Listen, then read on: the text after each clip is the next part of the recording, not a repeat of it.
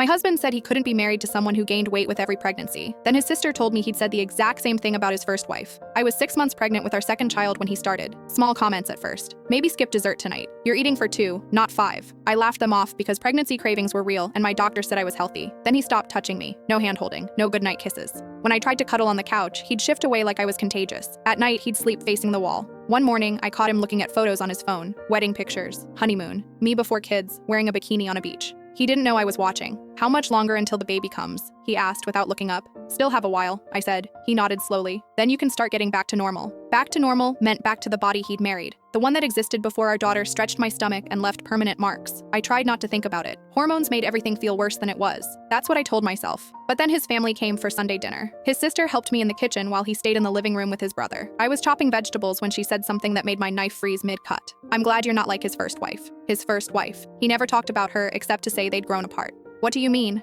I asked carefully. She leaned against the counter, lowering her voice. He was awful to her during her pregnancy, kept saying he couldn't be married to someone who gained weight with every pregnancy, made her feel terrible about her body. She left him when the baby was still tiny. My hands started shaking, every pregnancy, like it was a pattern he'd already identified, like he'd planned for multiple children but couldn't stomach what they'd do to a woman's body. How much weight did she gain? I heard myself ask. His sister shrugged. Normal amount, maybe 30 pounds, same as you. The room tilted. I set down the knife before I dropped it. He'd said those exact words to another woman, watched another pregnant wife's body change, and decided she wasn't worth staying for. And now he was watching mine. That night, after everyone left, I confronted him. Did you say that to her? About the weight? He froze with his back to me, washing dishes. Where did you hear that?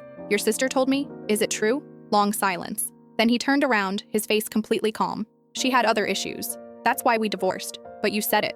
About her weight during pregnancy. His jaw tightened. I was younger then. I didn't know how to communicate properly. And now, I pressed. What's different now? He dried his hands slowly, deliberately. I'm trying, he said. This is hard for me too. Hard for him. I was growing his child inside my body, dealing with nausea and exhaustion and a spine that felt like it was separating. And it was hard for him to look at me. I started watching him differently after that. The way his eyes would flicker over my body and then away. How he'd suggest I join him at the gym after the baby came. The comments about his coworker who'd bounced back so fast. His sister called me soon after. I shouldn't have said anything, she admitted, but I couldn't watch him do it again. His ex-wife was devastated. She'd thought having a baby would bring them closer. What happened after she left? I asked. She took full custody. He barely sees his son, sends money but never visits. I hung up and sat in the nursery I'd been decorating. Pink walls, white crib, a mobile with little elephants. I'd imagined him holding our daughter here, looking at her with the love I'd seen when our first was born. But now I saw something else. The pattern his sister mentioned, a man who wanted children but couldn't accept what pregnancy did to create them, who'd done this before and was doing it again. I couldn't fit what happens next in this short video. Watch the full story below.